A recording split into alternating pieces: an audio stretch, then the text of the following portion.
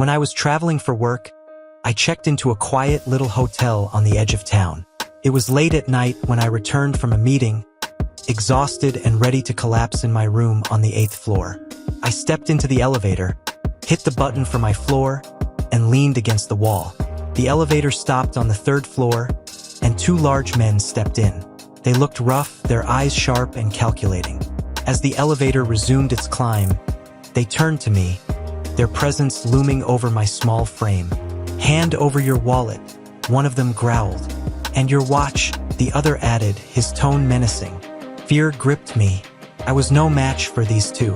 My hands trembled as I fumbled for my wallet, ready to comply, when suddenly the elevator dinged. The door slid open on the 6th floor. Standing there was a tall woman, her figure strong and confident. She had an air of command about her athletic build exuding power. She stepped in, immediately noticing the tension in the air.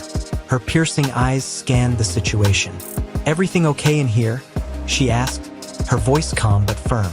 The 2 men tried to dismiss her, but she wasn't buying it. "Looks like these 2 are bothering you," she said, glancing at me. Before I could even nod, she moved. It happened so fast. One moment the men were looming, and the next they were on the floor groaning in pain. The woman had taken them down with a few swift, calculated moves. She hit the emergency button to alert hotel security and stood guard until they arrived. When we finally reached the 8th floor, we stepped out together. As luck would have it, she was staying in the room next to mine. "Thank you," I said, still shaken. She shrugged it off with a smile. "No big deal.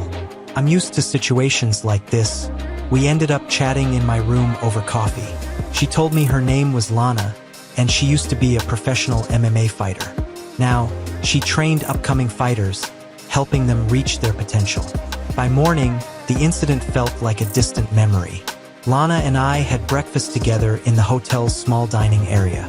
We found out we were from the same city, which sparked even more conversation. As we parted ways later that day, I couldn't help but wonder, was this just a random encounter, or had fate stepped in to introduce me to someone extraordinary? Either way, I left the hotel with not just my belongings intact, but also a new friend and maybe something more.